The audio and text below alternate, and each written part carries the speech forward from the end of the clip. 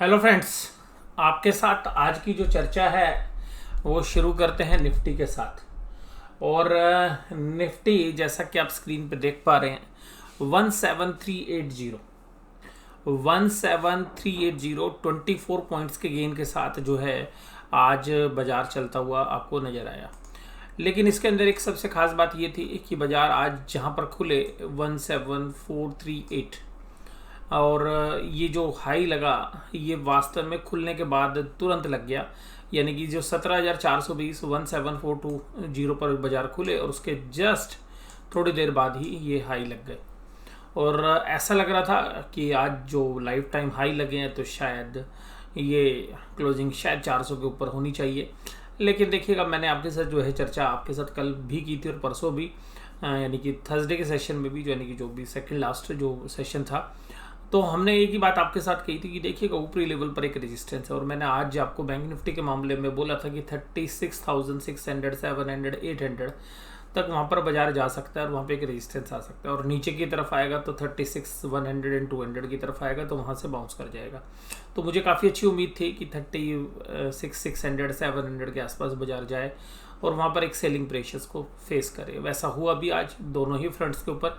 और आज देखिएगा कि ये जो बाजार जो है डेज लो के आसपास ही जो है आकर क्लोज हुए। हालांकि एक नैरो रेंज के अंदर बाजार चल रहा है और जब देखिएगा इस तरीके से एक नैरो रेंज चलती है बाजार के अंदर तो सीधी सी बात ये है कि एक बड़े आउटकम की जो है तैयारी हो रही होती है, यानी कि जो ऑप्शंस के प्रीमियम भी घट चुके होते हैं, इस तरीके से नैरो हो चुकी होती है, बाजार के अंदर रेंज कम हो चुकी होती है। तो जनरली किसी भी साइड बाजार के अंदर एक मूवमेंट आती है बड़ी वाली। अब ऐसी स्थिति में अगर हम देखें तो कि कौन सी वाली आ सकती है, देखिएगा जनरली अभी तो बाजार यहाँ पर अगर हम बात करें कि अगर जून जुलाई की बात करें तो देखिएगा जून जुलाई में बाजार जबरदस्त तरीके से कंसोलिडेट हुआ। आप देखिएगा करीबन ये पूरा 15,200 से लेके और 16,000 के बीच में, और ये कंसोलिडेशन जून जुलाई तक चला। उसके बाद अगस्त के बाद एक रैली चली और अगस्त की जो रैली थी वो देखिएगा ये 17,200 पर जाके रुकी थोड़ी, और अभी ये 17,400 के आसपास ये कैंडल्स आप देखेंगे जो अभी कैंडल्स बन रही हैं, 1 2 3 रेड कैंडल, ग्रीन कैंडल, ठीक है, लेकिन नीचे की तरफ झुकी हुई है, 5वीं कैंडल और आज एक रेड कैंडल, यानी कि ऊपरी लेवल पर एक सेलिंग प्रेशर फेस किया जा रहा है। तो ऐसा कैंडल पैटर्न आपको चार्ट पे बहुत ही कम जगह देखने के लिए मिलेगा। ऐसा देखिएगा पैटर्न कंसोलिडेशन के दौर में एक बार यहाँ पर नजर आया था इसी तरीके का सिमिलर, लेकिन उसके बाद बाजार ऊपर की तरफ गया था। तो मैं आपको यही बोल रहा हूँ कि जब जब इस तरीके से नैरो होते हैं तो बाजार ऊपर की तरफ जा रहा है। यहाँ पर भी सिमिलर टाइप के जो है पैटर्न्स बने थे, अगर इन 6 की 6 कैंडल्स को आप देखेंगे तो फिर एक ऊपर की तरफ रेंज बनी थी। तो यहाँ पर अगर हम पिछले पैरामीटर्स को देखें तो आपको ऐसा लगेगा कि रेंज ऊपर की तरफ ही बननी चाहिए, क्योंकि अगर चार्ट के ऊपर जो नियर फ्यूचर में जो सिमिलर पैटर्न बने अगर उनको हम कंसीडर करें तो, बट मुझे पर्सनली ऐसा लगता है कि इस बार क्योंकि देखिएगा वैल्यूएशन का स्टेज भी है, रिजल्ट भी आने वाले हैं, यूएस के अंदर भी ये बातें होने लगी हैं कि बाजार के अंदर अब इन लेवल्स के ऊपर रिटर्न डिलीवरी में जो है प्रॉब्लम हो सकती है। तो उन सब पैरामीटर्स को अगर हम देखें तो अगर कैश फ्लोज, हालांकि एफआईज बहुत तेजी से अब जो है इनफ्लोज के रूप में परिवर्तित हो गए हैं, लेकिन फिर भी कुल मिलाकर देखिएगा अब डीआईआईज जो है सेलिंग के मूड में आ गए हैं। कुल मिलाकर देखिएगा टीसीएस, अब मुझे ऐसा लगता है कि वैल्यूएशंस फुली प्राइस्ड आ गया है, यानी कि टीसीएस के अंदर अब वैल्यू, हालांकि मेरा फेवरेट स्टॉक है, लेकिन अभी देखिएगा 4,000 के आसपास पहुंच गया है ये शेयर। और मुझे ऐसा लगता है कि बस ये जो है अब क्योंकि कुछ आगे की फॉरवर्ड अर्निंग्स को भी डिस्काउंट कर चुका है। सिमिलरली एचसीएल टेक के अंदर एलएनटी देखिएगा, हालांकि एलएनटी में थोड़ी गुंजाइश हो सकती है। कोटक महिंद्रा बैंक के अंदर देखिएगा, जहां पर कोटक महिंद्रा बैंक और इंडसइंड बैंक जहां पर ऐसा लग रहा था कि शायद थोड़ा सा इनके अंदर पुल बैक आना चाहिए, थोड़े दबे हुए तो वो भी उभर कर आ गए। एचडीएफसी बैंक, एचडीएफसी लिमिटेड में आज सेलिंग थी, नेस्ले, इन्फोसिस और एचयूएल। तो इन्फोसिस में भी अब हालांकि कल अनाउंसमेंट आई है कि देखिएगा डिविडेंड भी देंगे और रिजल्ट भी जो है जल्दी आ रहा है, लेकिन उनके बावजूद भी जो है बाजार को पसंद नहीं आया। कुल मिला के एडवांस डिक्लाइन रेशियो देखिएगा ऊपर से नीचे आने लगी। ये जो है अभी कहीं पहले की तरह ना हो जाए कि एडवांस डिक्लाइन रेशियो जो है अभी तो देखिएगा एडवांस डिक्लाइन एडवांस के फेवर में है, लेकिन ये देखिएगा ट्रेड के दौरान डिक्लाइन वाले शेयर्स जो बढ़ने लगे हैं, यानी कि जो बाजार के अंदर पीछे स्मॉल और मिड कैप में जब सेलिंग शुरू हुई थी बीच में, क्योंकि 15-20 दिन एक जो है इंटरमीडिएट करेक्शन हो चुकी है स्मॉल मिड कैप शेयर्स के अंदर, जब इंडेक्स रैली कर रहा था उस समय की बात मैं आपको कर रहा हूँ, तो वो अगर इंडिकेशन अगर आते हैं तो फिर देखिएगा वो इंडेक्स के ऊपर भी इस बार प्रभावित कर सकते हैं। कुल मिला के इंडसइंड बैंक आज 4% चला। एचसीएल टेक, हीरो मोटो को देखिएगा अंडर वैल्यूड भी है, तो अब बुल्स वही कोशिश करेंगे कि जहां अंडर वैल्यूशन है उन शेयर्स को थोड़ा सा ऊपर की तरफ खींचा जाए। तो ऑटो में हालांकि देखिएगा किसी को नहीं पता ई व्हीकल्स की वजह से कौन सी ऑटोमोबाइल्स कंपनी को बेनिफिट होगा, किसको नुकसान होगा। तो इसलिए जो बड़े जो प्लेयर्स हैं वो जनरली ऑटो को लाइमलाइट में नहीं ला रहे हैं, और जिसकी वजह से आप देखिएगा कि ऑटो के अंदर एक सिलेक्टिव रैली ही होती है, कोई ब्रॉड बेस रैली जो है नहीं होती है। अगर सारे के सारे ऑटो शेयर्स को अगर हम ब्रॉडर मार्केट के संदर्भ में अगर हम देखें तो अगर इस सेक्टर की बात करें तो वो नहीं आती है। और रीज़न ये है कि पता नहीं कौन सा सेक्टर के अंदर कौन सा ऑटोमोबाइल्स चलेगा, कौन सा नहीं चलेगा, किस तरीके से बाजार बिजनेस के अंदर डिस्ट्रीब्यूशन हो सकती है। मान लीजिएगा वो ओला स्कूटर अगर अपनी बाजार में पैठ बना लेता है तो क्या वो बजाज के मार्केट शेयर को खा सकता है, हीरो होंडा के या हीरो मोटो के जो है बाजार को खा सकता है। तो ये सब चीज़ें देखिएगा बड़े प्लेयर समझते हैं इस बात को, तो इसलिए ऑटो के अंदर एक सिलेक्टिव रैली हो रही है। इसी तरीके से ई व्हीकल्स के अंदर अगर फोर व्हीलर्स में बात करें तो पता नहीं कौन सा प्लेयर जो है बाजी मार जाए। तो इस वजह से जो मार्केट के अंदर जो बड़े इन्वेस्टर्स हैं वो इस चीज़ को जो है ध्यान रखे हुए हैं, और इसलिए इस तरीके के शेयर्स में जो बाइंग आती है वो एक सिलेक्टिव बाइंग ही आती है, यानी कि जो आपके ट्रेडिशनल व्हीकल्स हैं उन्हीं की वजह से ही जो है मोमेंटम जो है देखने के लिए मिलता है। और आज देखिएगा HDFC limited, UltraTech cement, Nestle, Bharat petroleum, Hindustan Unilever, इस तरीके के शेयर्स में जो है गिरावट थी थोड़ी, और बजाज फिनसर्व जो हालांकि फ्लैट ही था। बजाज फाइनेंस देखिएगा अपना मोमेंटम जो इसके अंदर बना हुआ था वो थोड़ा सा वीक पड़ता हुआ नजर आ रहा है, एचडीएफसी बैंक में भी। तो अगर आप इनके अंदर अगर सेलिंग शुरू हो गई एचडीएफसी बैंक में, बजाज फाइनेंस में, आज आईसीआईसी बैंक के अंदर भी हालांकि फ्लैट था, आईसीआईसी बैंक में, अगर ये जो दिग्गज हैं एचडीएफसी लिमिटेड के अंदर, बजाज फिनसर्व के अंदर, तो फिर देखिएगा बाजार के अंदर तेजी जो है बना पाना बड़ा मुश्किल हो जाएगा। और आज हालांकि निफ्टी ने देखिएगा 36756 के हाई लगाए, लो लगाए 36529 के, और बाजार के बीच में बंद हुआ। लेकिन कहने की बात यही है कि बाजार ऊपर के लेवल्स पर एक रेजिस्टेंस फेस कर रहा है। बड़े प्लेयर्स धीरे धीरे करके अपना माल ऑफलोड कर रहे हैं, तेजी के साथ माल नहीं बेच रहे हैं, धीरे धीरे करके अपनी पोजीशन को हल्का कर रहे हैं। इंडेक्स के फ्रंट पर अगर हम देखें तो देखिएगा ये तो एक कंसोलिडेशन के दायरे में चल रहा है। अब इसको कंसोलिडेशन कहें या डिस्ट्रीब्यूशन, ये तो आने वाले समय में ही पता चलेगा, लेकिन चांसेस हमें लग रहे हैं कि बैंक निफ्टी के अंदर भी ऊपरी लेवल्स पर प्रेशर हैं। और कोटक महिंद्रा बैंक देखिएगा अगर आज बैंक निफ्टी को नहीं खींचता, या इंडसइंड बैंक, तो आज आपको बैंक निफ्टी की हालत कुछ और ही नजर आती। क्योंकि फिर होता क्या है कि अगर ये थोड़े से वीक हो जाते तो फिर बाकी शेयर्स के अंदर भी जो है सेलिंग शुरू हो सकती थी। कुल मिलाकर आज जो है इंडसइंड बैंक 4% चला, और कल मैं बोल रहा था कि 1000 के आसपास घूम रहा था, और आज देखिएगा 1040 के आसपास चला गया। और आईडीएफसी फर्स्ट बैंक में पुल बैक था, आरबीएल बैंक में भी, तो क्योंकि ये जो शेयर्स है काफ़ी पिटे हैं। अगर देखिएगा आरबीएल बैंक का भाव आपको वो मिलेगा जहां पर 12000 पे निफ्टी था। जब 12000 की निफ्टी पे आरबीएल का बैंक का भाव जो था वो ये पुल बैक करने के बाद बता रहा हूँ मैं आपको, जब पुल बैक किया था।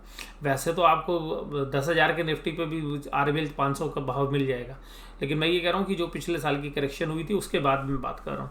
तो कुल मिला के देखिएगा Kotak Mahindra bank, axis bank, Punjab national bank, यहाँ पर सब में तेजी थी। एचडीएफसी बैंक और एयू स्मॉल फाइनेंस बैंक को छोड़ दे तो अब यहाँ पे देखिएगा एफआईज ने जो बाइंग किया ना 1649, अगर ऐसी बाइंग को अगर हम देखें तो ऐसा लगना चाहिए कि भाई साहब इंडेक्स तो बहुत अच्छी रैली करना चाहिए था, लेकिन ऐसा हुआ नहीं। 310 करोड़ की जो है सेलिंग हो गई। और बात यह है कि एफआईज देखिएगा इंडेक्स के अंदर सेलिंग की उन्होंने 197 करोड़ की, और स्टॉक फ्यूचर्स के अंदर।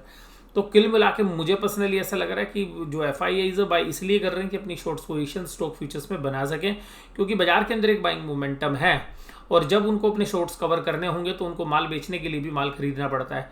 तो शायद वो फ्यूचर्स में शॉर्ट्स पोजीशन बना रहे हैं, तो जो माल जब वो छोड़ेंगे तो बड़ी मात्रा के अंदर छोड़ेंगे, तो उस मात्रा को इकट्ठा किया जा रहा है, जिससे कि उनकी जो शॉर्ट्स पोजीशंस हैं, जो फ्यूचर्स में जनरली स्टॉक फ्यूचर्स में जो शॉर्ट्स बना रहे हैं वो उनके अंदर प्रॉफिट वो कैसे लेके आएंगे। तो मुझे ऐसा लगता है कि जो शॉर्ट्स फ्यूचर्स में बन रहे हैं स्टॉक फ्यूचर्स में, उसमें प्रॉफिट केवल तभी आएगा जब एफआईआईज अपना माल छोड़ेंगे, और छोड़ेंगे उस तीव्रता के साथ, उस मोमेंटम के साथ, जिनसे कि उनकी शॉर्ट्स पोजीशन कवर हो सके। तो मुझे लगता है कि अपनी पोजीशंस को हेज करने के लिए जो है इस तरीके की जो एक्टिविटी हैं वो चल रही हैं। देखिएगा इंडेक्स के अंदर अगर पुट कॉल रेशियोज की बात करें तो पुट कॉल रेशियोज बिल्कुल न्यूट्रल है, दोनों साइड के लिए बराबर की बात कर रही हैं। लेकिन क्योंकि बाजार इतना चल चुका है और अब इंटरनेशनल सपोर्ट भी मिलनी कम हो रही है, रेट ऑफ इंटरेस्ट के भी कंसर्न्स आ सकते हैं, क्रूड ऑयल भी $73 के ऊपर है, तो मुझे खरीदने के कंफर्ट्स तो कम से कम नहीं है। डिफेंसिव शेयर्स को अगर आप छोड़ दे तो जनरली एफएमसीजी या फार्मा को अगर हम देखें तो, क्योंकि आईटी भी जो है काफ़ी चल चुका है, मैं आज की डेट में आईटी को अब सेफ बैट नहीं कहूँगा, क्योंकि आईटी के अंदर जो रनअप हुआ है वो वैल्यूशंस के जो हैं वो मुझे पर्सनली स्ट्रेच लगते हैं, तो आईटी के अंदर अब स्ट्रेच वैल्यूशंस होने लगे हैं। अब इसके साथ साथ अगर आप देखें कि इंडेक्स के अंदर क्या है, इंडेक्स के अंदर देखिएगा 17,300 एक सपोर्ट है और 17,400 और 17,500 एक रेजिस्टेंस है जो ओपन इंटरेस्ट लिखा गया है। 1,06,000 कॉन्ट्रैक्ट 17,400 की कॉल में है और 17,500 की कॉल में 93,000 कॉन्ट्रैक्ट है, जबकि 17,300 की पुट में 83,820 कॉन्ट्रैक्ट्स हैं। देखिएगा ऑप्शन चेंज को देखने से मुझे एक बात तो पता चल रही है कि अगर 17,300 क्लोजिंग बेसिस पे टूट गया तो 17,200 पे बाजार नहीं रुकेगा, ये भी बता दूं आपको। बहुत लोग आपको बोलेंगे कि 17,200 पे सपोर्ट आएगी, बट मुझे पर्सनली ऐसा लग रहा है ऑप्शन चेन को देख के कि अगर 17,300 के नीचे अगर क्लोजिंग हो गई तो बाजार 17,100 के नीचे भी जरूर जाएगा। 17,200 पे सपोर्ट नहीं लेगा, 17,100 भी क्रैक करके 17,000 को टेस्ट करने के लिए भी जा सकता है। ये नीचे की बात कर रहा हूँ, ऊपर अभी रेजिस्टेंस नजर आ रहे हैं मैं 17,400 पे भी, 17,500। बहुत दिनों के बाद हमें कॉल राइटर्स के अंदर, यानी कि मंदी करने वाले लोग जो ऑप्शंस को राइट कर रहे हैं, उनके अंदर कॉन्फिडेंस देखने के लिए मिल रहा है। लेकिन इन्होंने बहुत बार जो है मुँह की खाई है, बहुत बार इनकी पिटाई हुई है कॉल राइटर्स की। देखते हैं क्या इस बार अपनी इज्जत बचा पाते हैं या इस बार फिर मुँह की खानी पड़ेगी इनको। इसके बाद देखिएगा ऑप्शंस के अंदर अगर 36,500 की अगर बैंक निफ्टी के अंदर बात करें तो यहीं पर सबसे ज़्यादा ओपन इंटरेस्ट बना हुआ है और ये 36,500 मेक ऑन ब्रेक है। 36,500 के नीचे देखिएगा बीयर्स बाजार को ग्रिप में ले लेते हैं, 36,500 के बाद बुल्स बाजार को ग्रिप में ले लेते हैं। ये एक बेंचमार्क है, आप इसको समझिएगा कि 36,500 के नीचे अगर बाजार है तो मंदी के सौदे हैं, 36,500 के ऊपर तेजी के हैं, और 36,500 के नीचे अगर 2 से 3 क्लोजिंग आपको मिल गई बैंक निफ्टी के अंदर तो आप फिर देखिएगा 35,000 तक बैंक निफ्टी टच करने में समय नहीं लगाएगा। मैं दोनों ही इंडेक्स के अंदर यही बात आपको बोल रहा हूँ कि जो मूवमेंट आएगा नीचे की तरफ का वो अब क्या फास्ट आएगा, क्योंकि जिस तरीके से आज हमने देखा बैंकिंग स्टॉक्स के अंदर ऊपर और स्पेशली एचडीएफसी बैंक के अंदर ऊपरी प्राइस पर जिस तरीके से बाजार ने देखा कि ऊपर जो लेवल्स थे 1550 के ऊपर बहुत जबरदस्त बाइंग थी और उसके ऊपर जो सेलिंग हमने देखी आज एचडीएफसी बैंक में, उसको देख के ऐसा लगता है कि अगर ये सेलिंग वास्तव में ओरिजिनल सेलिंग थी और कोई हेजिंग पोजीशंस नहीं थी, यानी कि सटोरियो की पोजीशंस नहीं थी, तो हमें लगता है कि बैंक निफ्टी के अंदर भी जो मैंने कल आपको बोला था 36,100 200 वो एक सपोर्ट की तरफ बाजार देख सकता है। ऊपर देखिएगा 36,800 पे भी रेजिस्टेंस है। कुल मिला के ब्रॉडली अब देखेंगे तो 36,000 और 37,000 के बीच में निफ्टी की रेंज है। जिधर भी रेंज ब्रेक होगी उधर फिर एक बड़ा फॉल आप या बड़ा अपसाइड जो है 1000 पॉइंट का आप देख ही सकते हैं। जिधर भी जाएगा बाजार 1000 पॉइंट सीधा सीधा ऊपर या नीचे जिधर भी होगा 1000 पॉइंट 36,000 के नीचे गया तो 1000 पॉइंट 35,000 आप देखेंगे, अगर 37,000 के ऊपर गया तो फिर आप 38,000 भी देखेंगे, और जो भी आएगा वो बड़ा फॉल होगा। मुझे काफ़ी अच्छे चांस लगते हैं कि नीचे का फॉल आने के चांसेस मुझे ज़्यादा लगते हैं। और हालांकि अगर आप ट्रेंड लाइन को खींचेंगे तो ट्रेंड लाइन अभी भी जो है वीक नहीं हुई है। अगर आज आप ट्रेंड लाइन भी देखेंगे निफ्टी की, क्योंकि देखिएगा बैंक निफ्टी में ट्रेंड लाइन में कोई दम है नहीं, बैंक निफ्टी तो कंसोलिडेशन के फेस में है। लेकिन अगर आप निफ्टी के अंदर बात करें तो निफ्टी के अंदर अभी भी ट्रेंड लाइन पॉजिटिव है। अगर हम यहाँ पर अगर हम निफ्टी की बात करें तो निफ्टी अभी भी ट्रेंड में काफ़ी मजबूत है। तो अभी ट्रेंड को अगर हम देखें तो बीच में ही जो है काम कर रहा है। तो जब तक 17,200 आपको ब्रेक नहीं करता है निफ्टी तब तक को कोई दिक्कत नहीं है। लेकिन मुझे ऐसा लगता है कि 17,300 तोड़ने के बाद 17,200 भी तोड़ देगा, और 17,200 तोड़ने के बाद 17,000 और 17,100 के बीच में बाजार जल्द ही जो है आपको जाता हुआ नज़र आ सकता है। तो कुल मिलाकर अभी तो देखिएगा तेजी बनी हुई है, लेकिन सीधी सी बात है मुझे पर्सनली ऐसा लग रहा है स्मार्ट प्लेयर अपना माल बेच रहे हैं इस समय पर, और एग्रेसिवली वो बेचेंगे नहीं, वो धीरे धीरे करके ऑफलोड करेंगे। महीने के एंड वाली जो एक्सपायरी की वाले जो वीक होगा उसमें उनकी पोजीशंस का पता चलेगा कि उन्होंने पोजीशन कैसे बनाई, और अगर वो पोजीशंस अक्टूबर के महीने में तेजी की कैरी फॉरवर्ड नहीं होती हैं तो फिर हमें लगता है कि 17,000 एक बार टूट जाएगा।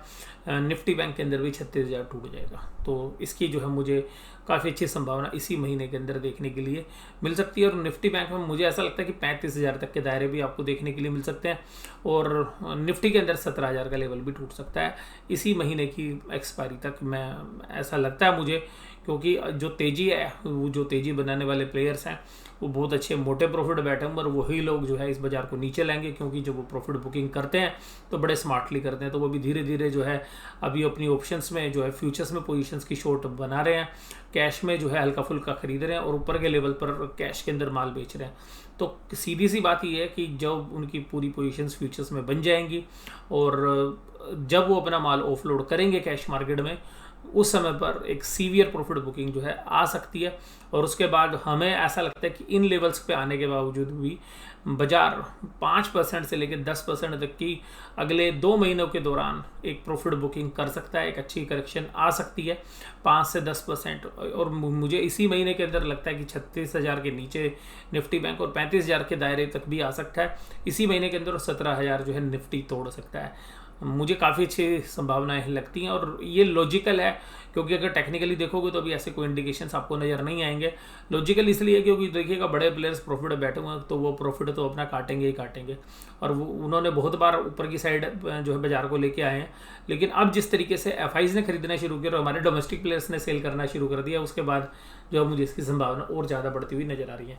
वीडियो देखने के लिए धन्यवाद, और वीडियो आपको कैसी लगी ज़रूर से ज़रूर मुझे बताइएगा। Thank you very much.